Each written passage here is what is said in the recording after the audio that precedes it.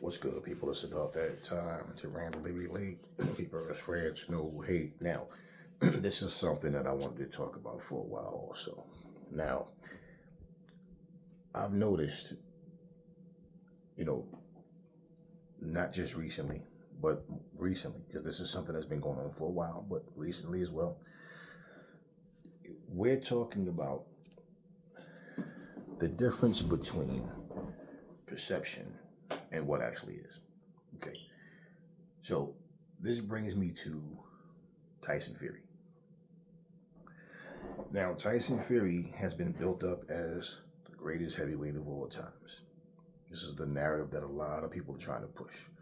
He was too big for Ali. He'd have been too big for Tyson. He'd have been too big for Holyfield. Like all of these things that people are saying. And these people seem to forget that skills pay the bills. Now, what's hypocritical is you have guys like Sugar Ray Robinson, who didn't start out as a middleweight, started out as a lightweight, and wind up going up to middleweight. But you know what they do? They don't say he'd have been too small for Roy Jones. They don't say he'd have been too small for Marvin Hagler, who actually started at those weights as a professional. You see what I'm saying? You see how people will say Canelo dared to be great. Canelo came from 154 and he went all the way up to 175, right? But you notice they brag about that and talk about the accomplishment of him going up and then knocking out Kovalev. But when it comes to Bevel, oh, he was too small. Okay? We talk about great fighters who, you can't be considered a great fighter and get knocked out in 1 or 2 rounds. And I say, well, damn, do you guys forget? Marvin Hagler knocked out Thomas Hearns in 3. It was an action-packed fight, but bottom line, it still ended in 3. Do you guys forget? Roberto Duran started out as a lightweight. He went all the way up to middleweight. Now, what's funny is what? Marvin Hagler, he knocked out Hearns in 3 rounds. Roberto Duran, he gave Marvin Hagler problems when they fought. Thomas Hearns knocked out Duran in 2 rounds. So what do you mean you don't see great fighters get knocked out in 1 or 2 rounds or 2 or 3? Do your homework. Now, you also forget, okay? Roberto Duran went up to 160. He fought and beat Iran Barkley for the WBC middleweight championship. You see, but we look at all of these guys. We praise them for what, well, you guys, I don't praise anybody. I give them the credit. Let me just say, but let's just say people praise them for their accomplishments. And then you say things like, these guys wasn't undefeated, but they still are the greatest of all time. Just because Floyd's undefeated don't mean nothing. So what, he's 50-0. But all of you make that same claim for Tyson Fury right now and say, well, he's undefeated. I thought being undefeated didn't mean everything. And with his resume, he should be undefeated. Let's just be real. I said, let's look at Tyson Fury's biggest wins. His biggest win is against Klitschko. Steve Cunningham, Derek Chisora, Dillian White. Those are his biggest wins. Now he's about to have Klitschko on his and Deontay Wilder. So, but his biggest win is against Klitschko. Okay. That's the most skilled guy he got in there with. Cunningham was also really skilled, but just, a smaller guy who dropped Tyson Fury in their fight. He'd have been too big for Ali, Joe Frazier, and all these guys, but not Cunningham. Now, stylistically, because of the way Frazier fought with going down so low, Tyson Fury being 6'9", if he would have just stayed long, kept his jab out, again, it would have been a boring type of fight because Joe has to get close, and that's what Joe wants to do, But bottom line, he'd have been too big for Mike Tyson. All these things that people say. Well, listen.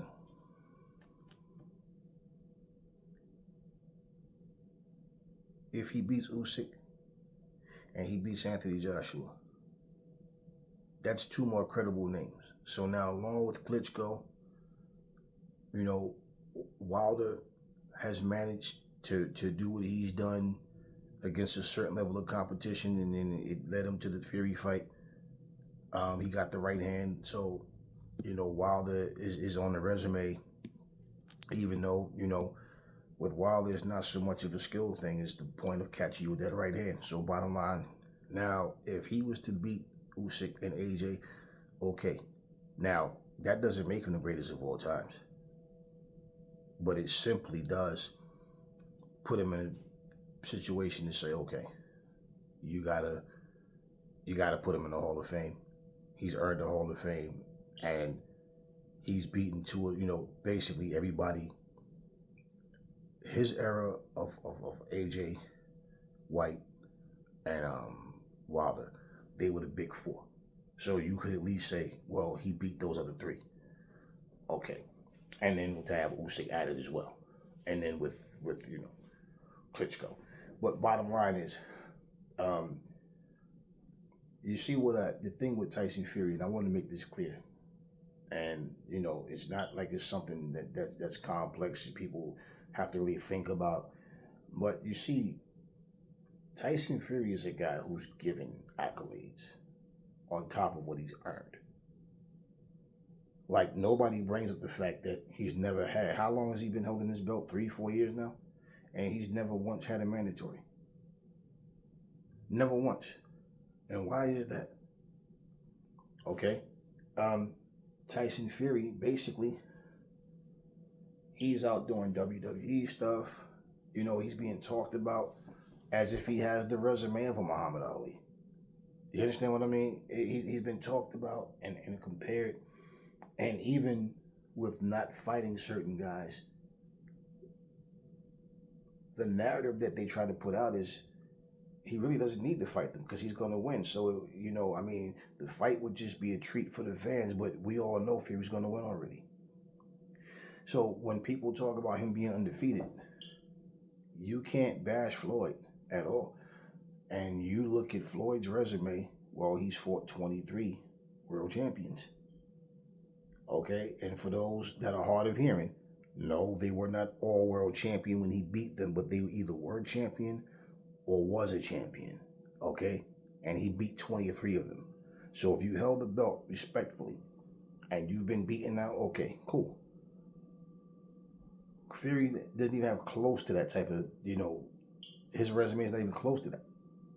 So when you talk about him being undefeated, it's like, it's more than hypocritical. And you're slapping yourself in the face with that, with the point you're trying to make.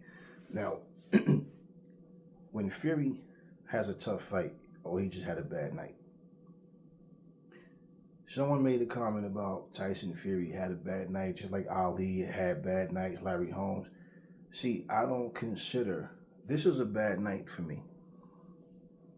If you have a fight and all of a sudden you pull a muscle in a fight, you tear something in the fight. You end up having something happen that is preventing you from fighting at your best. Okay? Something that is really I can't punch with this arm, something's wrong, my leg is hurt. That's a bad night. Okay? Injuries sustained through punches, not some freak accident. This is a fucking fight. We're coming to damage each other. I don't consider it a bad night.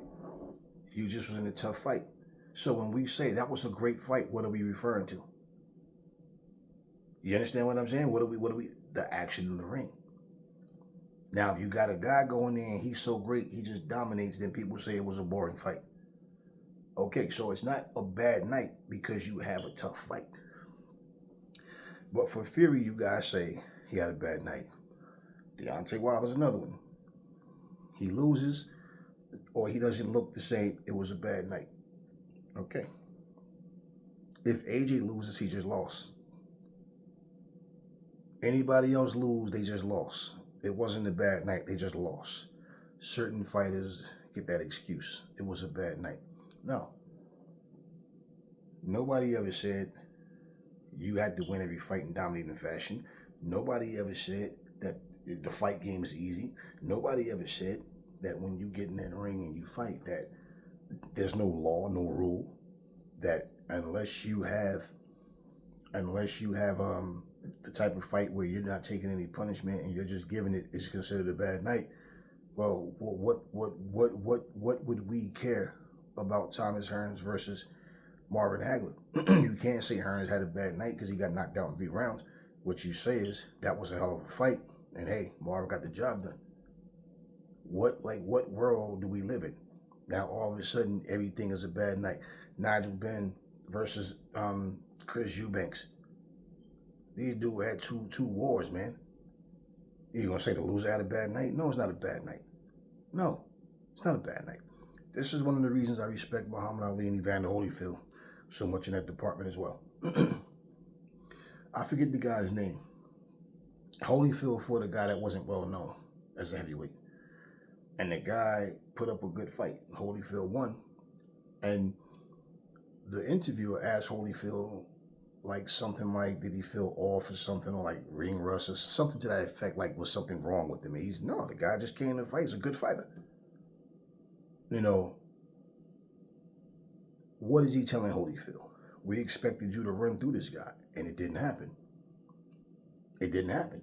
The same way when Holyfield fought Bobby Ches, he was trying to knock him out, and he didn't knock him out. He was catching him clean, and he just wouldn't go down.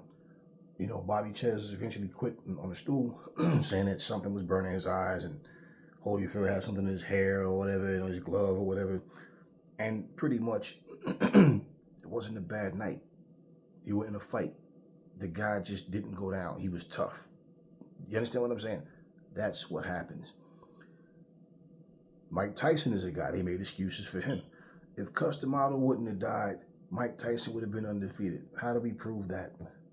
You can believe it all you want. Well, how do we prove that? Once again, he'd have been what? Undefeated. If Cus D'Amato had to die, okay, Floyd's undefeated, but you understand what I mean? Being undefeated don't mean everything. And if you look at Mike Tyson's resume, the very best fighters on his resume, like those that were really like, no, this dude can fight. He lost to Holyfield. He lost to Lennox Lewis. Quick Tillis gave him a hell of a fight. Tony Tucker gave him a hell of a fight. In fact, a lot of people thought that Tillis really won the fight. That knockdown might have been the reason that Mike edged it out. But he had trouble in that fight, and he was doing dirty things with the shoulder, trying to use his head, trying to hate. Literally, watch that fight again. And that's why I say when you guys cry, talking and making this shit up, like talk about Holyfield kept continually headbutting. You watch both of those fights. And I've sat down with people that said, let's count the headbutts together. And it's funny how they sit there and it's like, okay. And then one thing, an unintentional headbutt is not the same as you purposely headbutting someone. But y'all don't say nothing. When Tyson clearly took his head and was trying to headbutt Quick Tillis, he did the same shit to Razor Ruddock, hit him low, all this kind of shit. Bit someone's ear. Well, he bit him because he the headbutts and all this bullshit. Excuses. But the bottom line is, y'all resort back to being undefeated. Okay.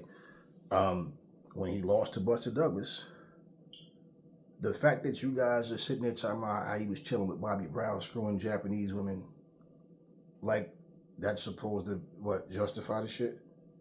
Okay, that's not Buster Douglas' problem. Part of a fighter is it's called being disciplined. And like I said before, if Cus D'Amato was alive, for all we know, him and Mike might have parted ways. Mike might have just been hard-headed, like, man, look, I'm grown, cuz I ain't no kid no more, whatever. Who knows? You can't sit here. I don't care about what you think would have happened. We have to look at what actually happened. Okay? So you go out screwing women and making all these, you out chilling with Bobby Brown because it's your prerogative or whatever. Yeah, okay, cool. Now you get your ass beat by Buster Douglas, and all of a sudden, it's because he was out partying and he didn't take Buster serious. Whose fucking problem is that? Whose fault is that? Okay, but Mike gets the excuse.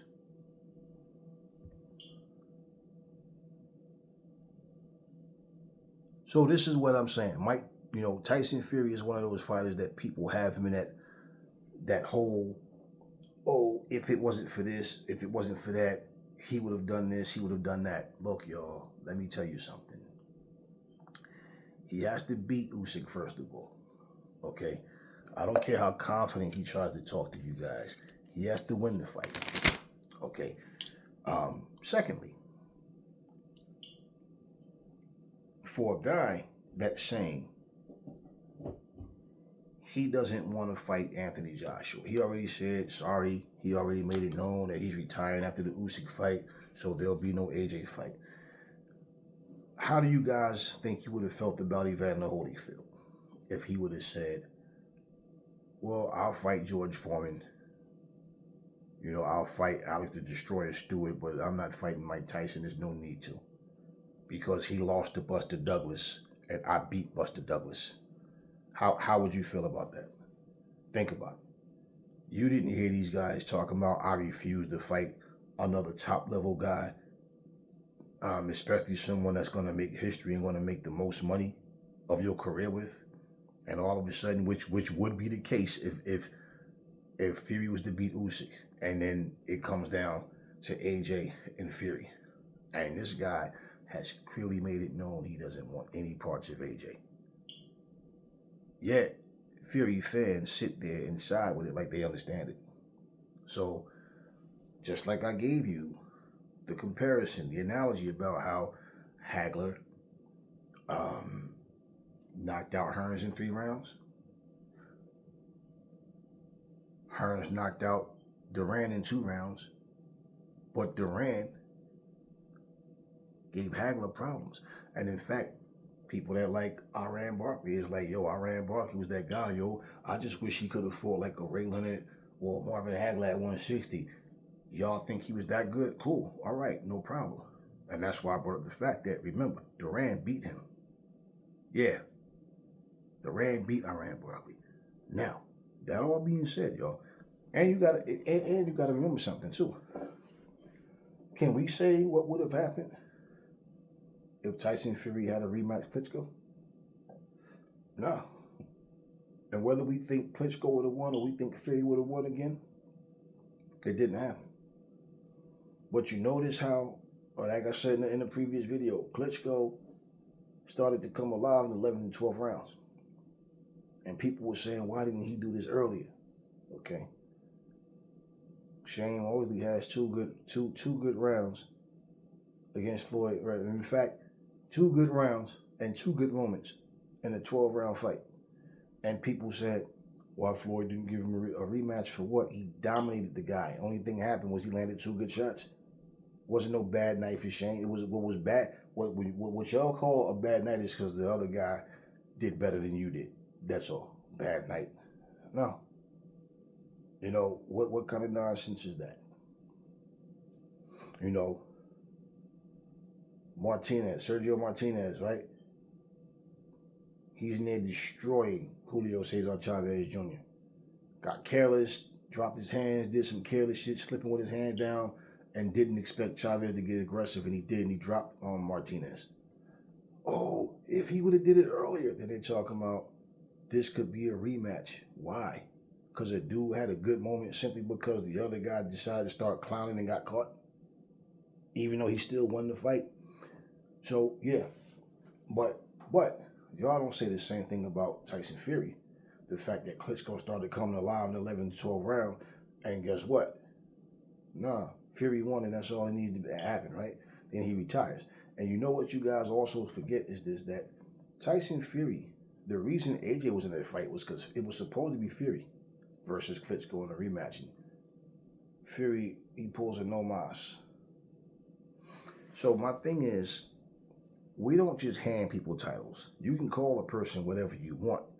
But at the end of the day, when you start putting people on pedestals and you start looking at performances and talking about what they did in the fight, this is where the hypocrisy come in.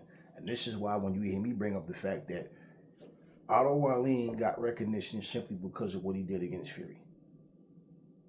And everybody praised him for that. Anthony Joshua goes there and handles him quite candidly. Now, The same excuses that a lot of people are trying to make with the Ngannou fight, meaning that saying Ngannou's inexperienced and AJ's experience took over, and that's what it was. Okay, but y'all was just saying that before the fight. Y'all was saying that Ngannou was gonna win. Ngannou was the favorite to win by the so-called experts too. Now some of them pick AJ to win, and a lot of them pick AJ to lose. And also, like I said once again, y'all said for AJ to win, he's gonna have to run and hold. Is that what happened? No. When he beat Wallin, oh, it's because it's his sparring partner and he knew what he had to do.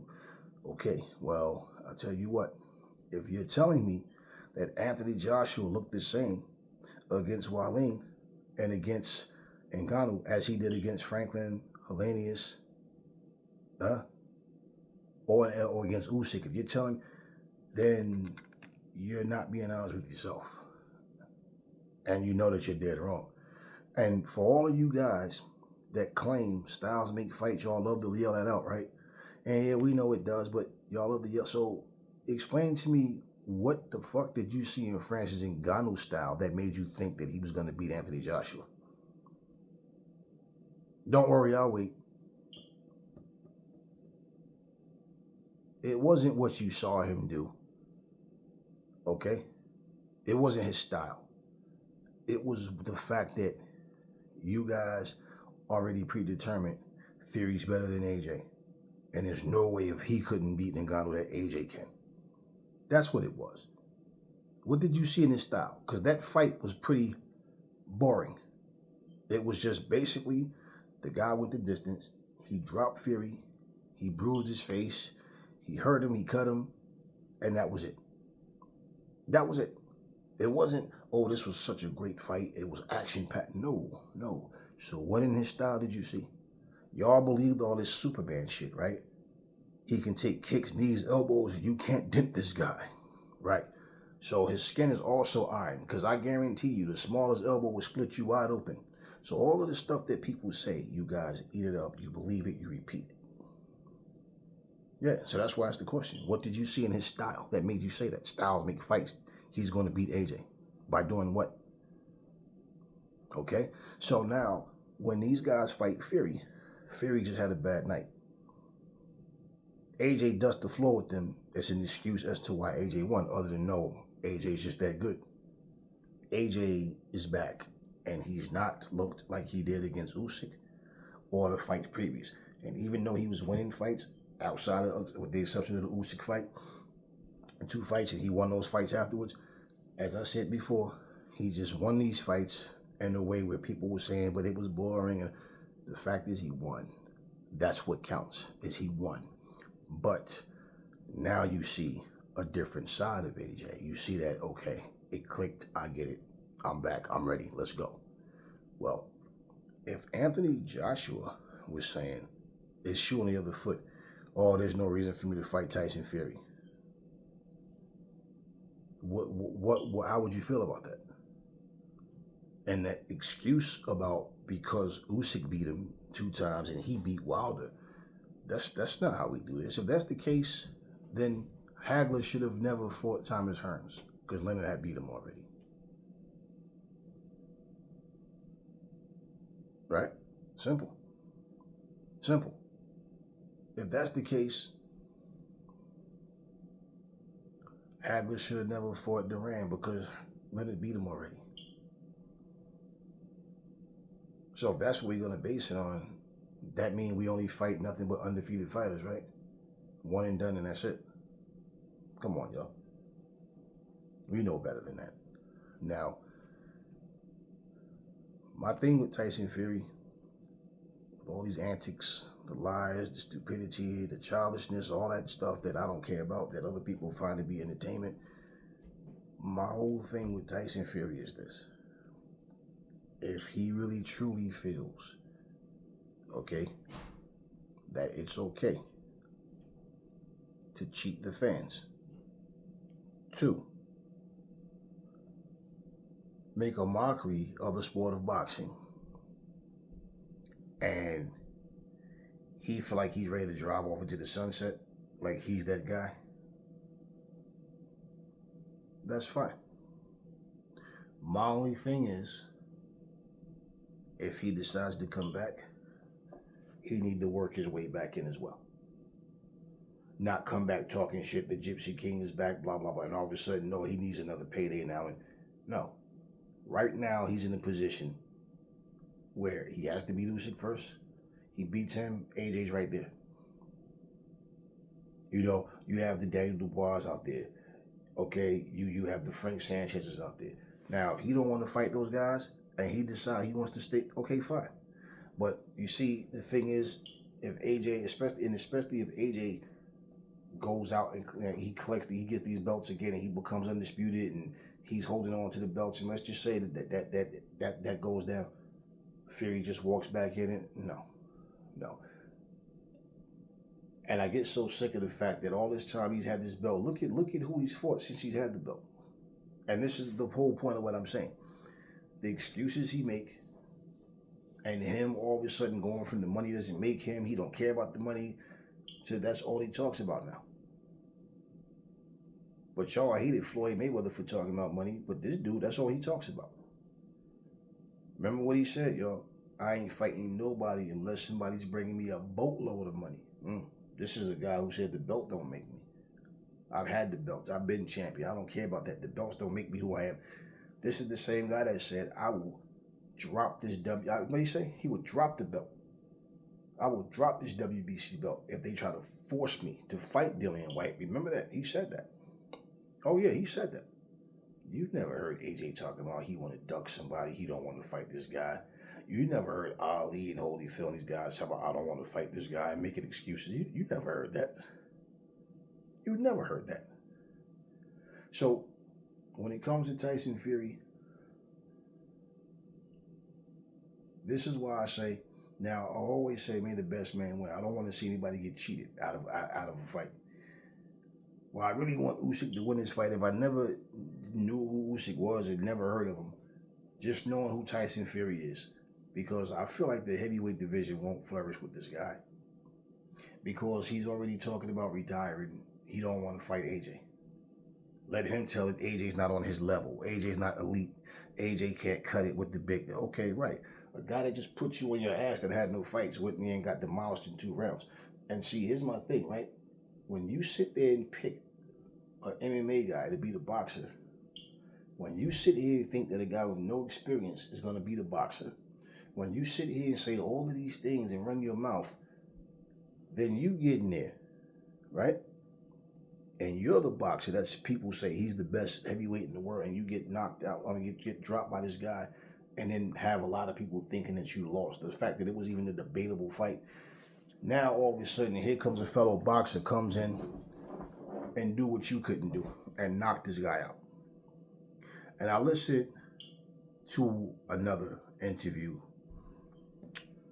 with Ngannou when he's saying how, you know, this guy, I forget how to pronounce his name, man, but this guy, he has his own like podcast, and he commentates at as well. I forget how to pronounce his name. But he was telling him, basically reiterating about how he felt sleepy and how he was saying something is not right with him. He's saying that even in his you know, the back, he's saying how he's sweating but he's sleepy, and he's saying that he's waiting in the back for a long time and all this stuff. And he says that he only remembers the first knockdown with AJ. He didn't get concussed. He said he went to go get checked out by the doctor and everything. He says, but it's like he just wasn't there. He wasn't in the fight. He just wasn't there, you know, and he don't remember anything other than just like, he remember AJ, not the first one, but he don't remember the second and third one. He said when he got knocked down, he didn't feel it. He just was like, what am I doing down here? And, you know, and he said those very words, I just wasn't there.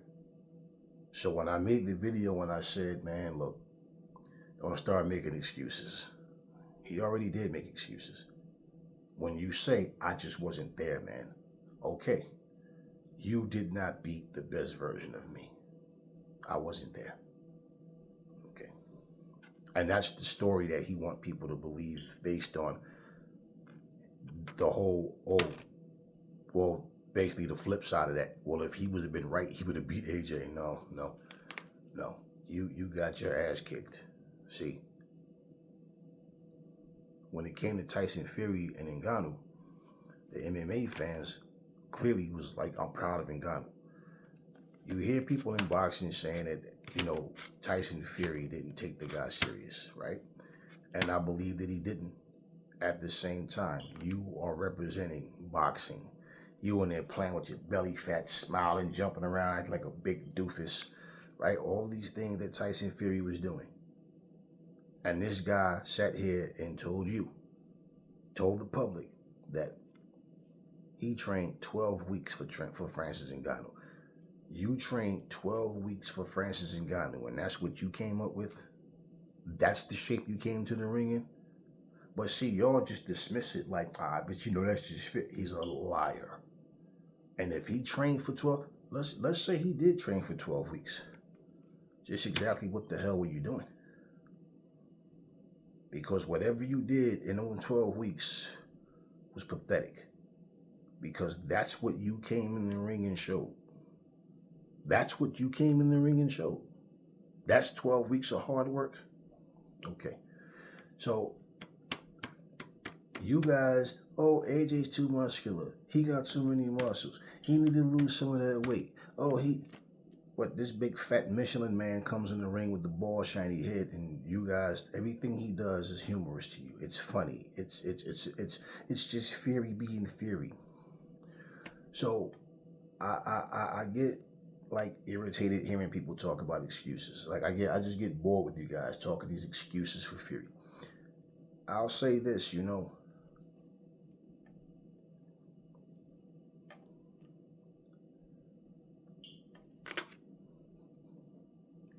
when you're okay with people making excuses for you, it's always a bad sign. You'll never ever admit that you just failed at something. Whenever you start making excuses because you lost, you won't get better, because you won't fix the things that you need to fix. You won't come to terms with reality of where you actually are in your position. So, when I said people are even going to make excuses, they're going to make videos, more people are going to talk to Francis, and he's going to tell their story to every show he goes on. And so that's the narrative that they're going to try to create. He's trying to keep himself in that top spot. He's trying to stay in that position where whoever he fights, it's maybe Wilder next, or somebody that's respected. So that type of situation. So, for the people, and let me ask you guys a question. For example, Joe Joyce just fought Cash Ali. Dillian White just fought against Christian Hammer. You think Francis Ngannou could beat Christian Hammer and Cash Ali? Just asking the question. Because if the answer is no, they suck as fighters. So if the answer is no, then the good excuse or the good reason that Ngannou would have is that, well, hey, I only got 2 fights. So he jumped over Cash Ali. He jumped over Christian Hammer and ended up in the ring with Fury and an AJ. Now, if the answer is yes, you think he would beat them, okay. So, with the performance that Joe Joyce has had and the performance that Dillian White had, do you think that Ngannou would beat those two? Now, if the answer is no, what's the reason? What's the excuse, right? What did I just say? But he only has 2 fights, okay. But he jumped over everybody. Tyson Fury, Anthony Joshua. Now, let me ask y'all this. Do y'all think that he would beat Joe Joyce and Dillian White? Y'all think that he would beat Otto Wallin? See, this is what I mean.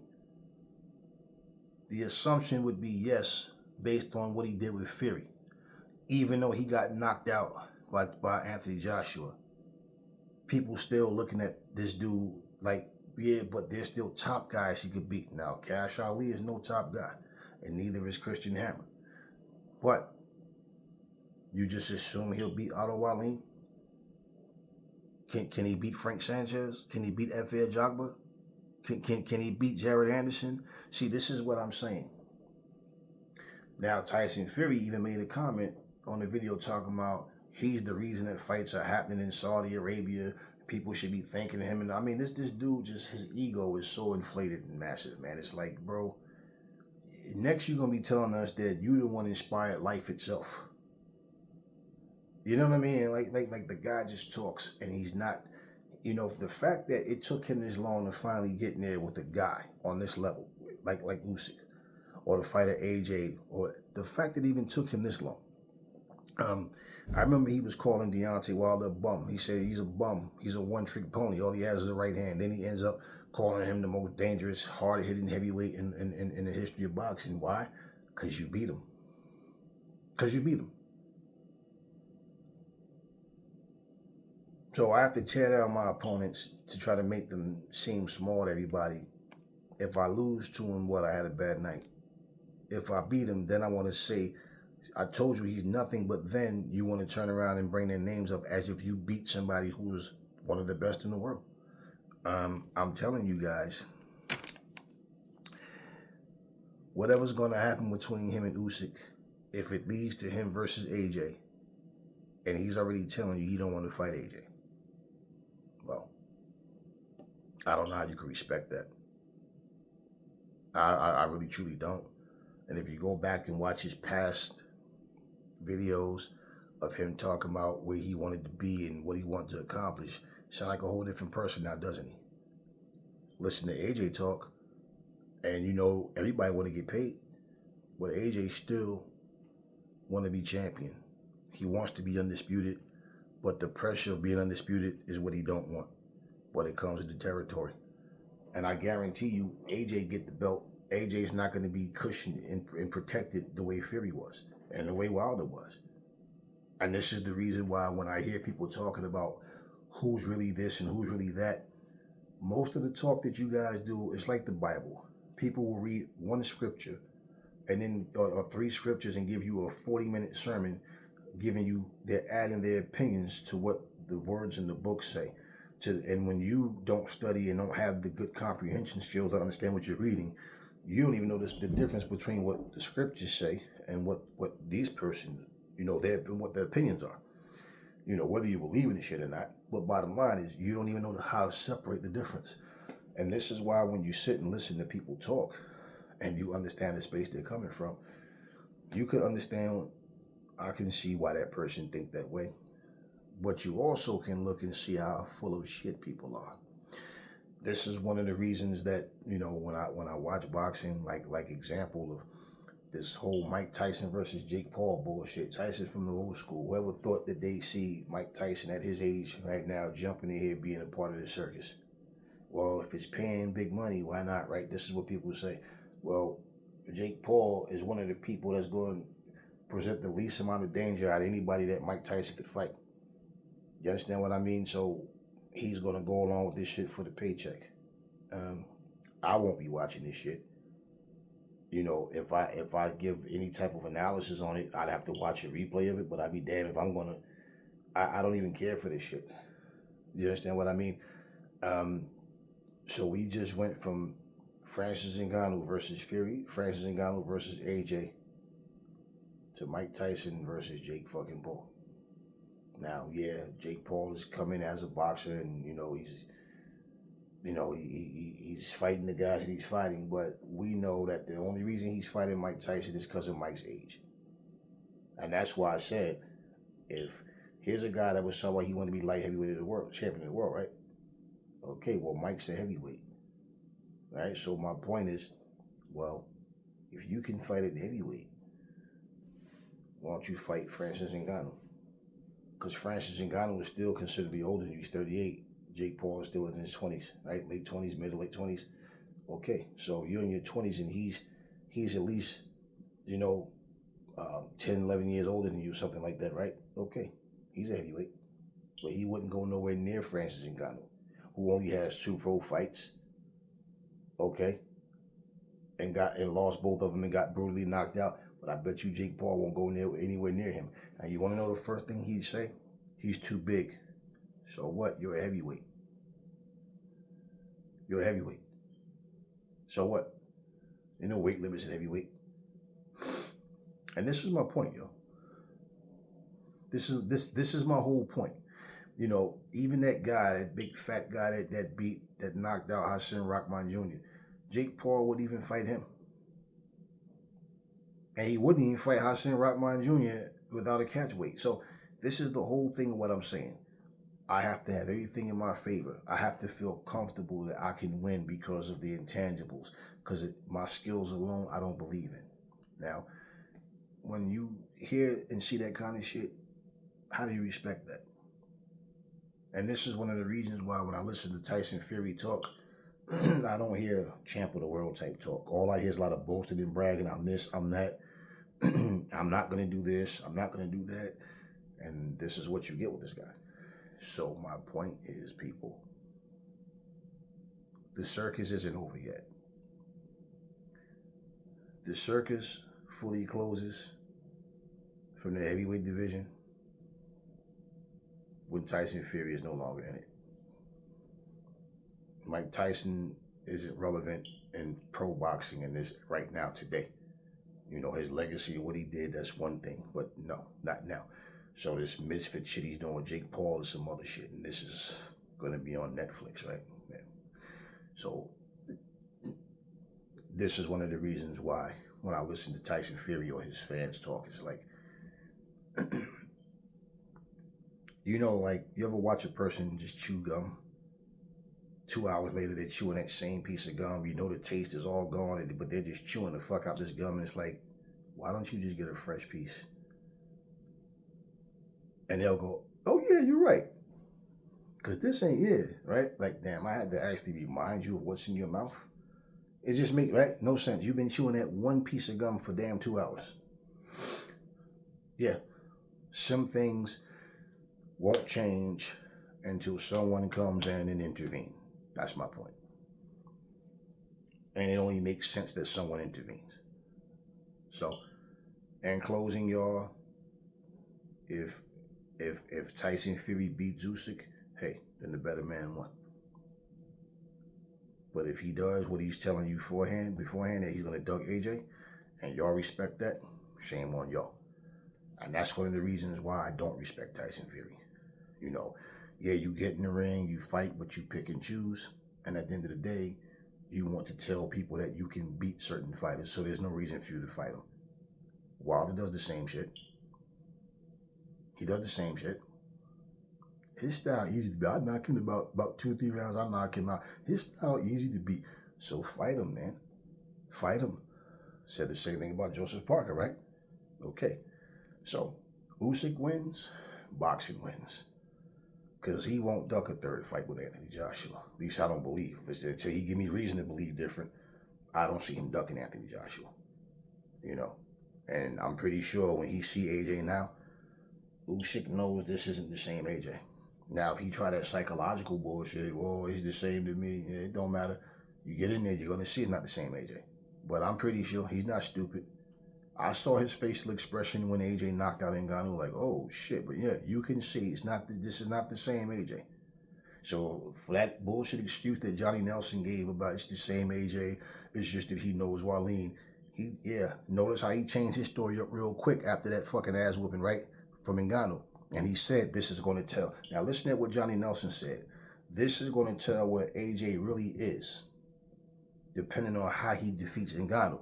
The crazy part about it was, he didn't say what I said. I said, AJ should destroy this guy. AJ has everything that he needs to beat him. And Ngannou has nothing but hype from going in there with a guy that took him lightly. That you all call the best heavyweight boxer that's out there. I don't. But that's what he has going for him. And he's powerful. But that's all he has. He has nothing else on AJ. That's what I said.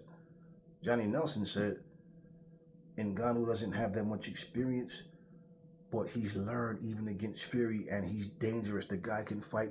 He's an MMA guy, so he's still a pro fighter. He's very dangerous, and AJ has to be careful. So this is going to show, because Johnny Nelson didn't picture AJ doing what he did. Johnny Nelson pictured him doing what everybody else said. Hit, hold, run. Okay? He's going to have to find a way to outbox him. Because just like Dean White said, AJ can't knock him out. I don't see it happening.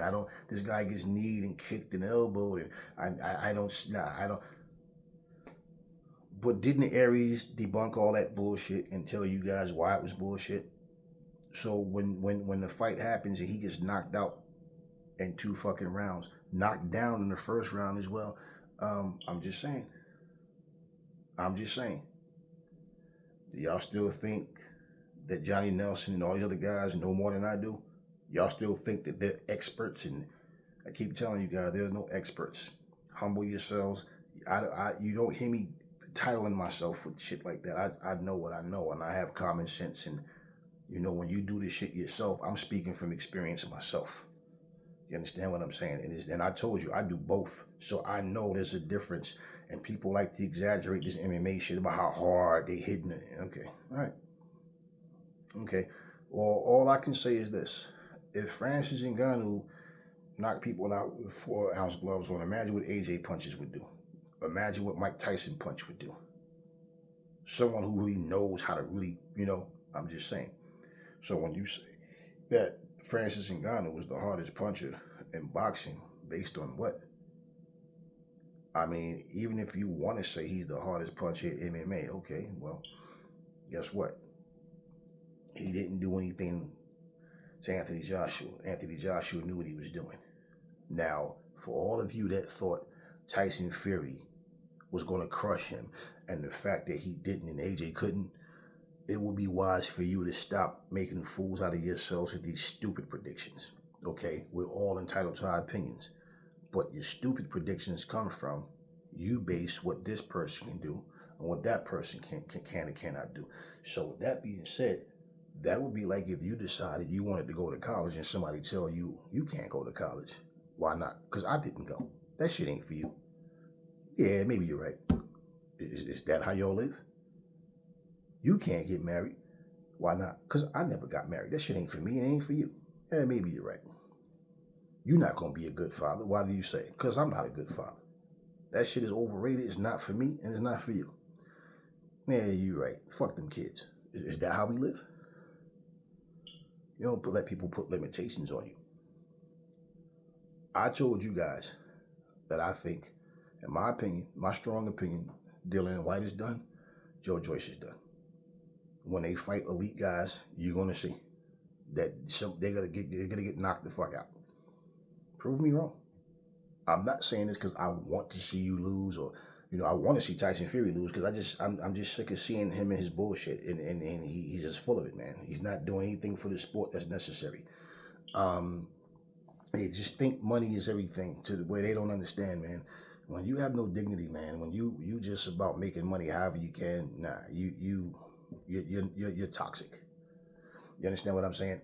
But my analysis, and I like Joe Joyce as a fighter. That's just what I'm saying. Like, not so much his skill set, but just what he brings to the table. It was like, I knew eventually the show was gonna come to an end. You understand what I mean? That's for anybody. You do it long enough. But I mean, just watching him was like, this dude is going to start turning heads when he start knocking out top level guys. Now the point is how fast he can get these fights, right? But listen, I watched his skills deteriorate. This is why I'm telling you what I'm telling you. He's just waiting to get knocked out, and so is Dillian White. That's all. Now, prove me wrong. Prove me wrong. Skill for skill, setting traps, baiting your opponent. No, they're not on that level. No, they're not. It would take someone to be extremely careless for either one of them to really beat somebody on the top level. They're done. You could see it. So when it happens, and listen, I have no problem with admitting if hey, the dude stepped up and did what he's supposed to. Shit can happen in a fight, okay? I'm not telling you, oh, it's impossible for this person to land that punch. But like I told you, they're at a point in their career right now, they have a puncher's chance. It has nothing to do with skills when we talking about top level. That's what I'm telling you. And I'm sticking with that shit. These two guys are washed up. Tyson Fury, you don't want to fight AJ? That's fine. I just hope when you leave boxing, you don't come back. Because, in all honesty, stuck up, arrogant ass people that think they shit don't stink, that constantly talk about how they're gonna this, they're that, and they're the reason for this, and want credit for everything and everybody, they'll never be the type of person to be humble and to understand. You were fortunate and blessed to be a part of something that fed you and your family. Yes, you contributed, but not to the degree that you want people to think that you did. Okay, you're not unbeatable. You just don't want to fight guys that can beat you. You didn't really want this Usyk fight. And the only thing that make you feel even a little bit comfortable is because your size to his. But you see how big his heart is, and that shit makes you uncomfortable because you can't intimidate him. And you know you can't intimidate AJ. And that's why, out of everybody you fought, you tried to give them two bogus, bullshit, forced deals that you knew wasn't going to go through. And when AJ accepted your offer, that's when you started the whole, okay, you got 12 hours, you got the, yeah. You tried to do the same shit to two fighters that you really don't want to fight. And I already know where it's coming from. Your heart was pumping Kool-Aid. You understand? That's all that shit coming down to. Now, everybody else can turn a blind eye to it and act like they don't see through your bullshit, but I see it. So, may the best man win. Hopefully it's Usyk. But you already said you don't want to fight AJ, so I already know you're scared. Talk to me in the comment section. Never fall in love with lies. Brother, truth brings hate out of people, and I will catch y'all on the next video.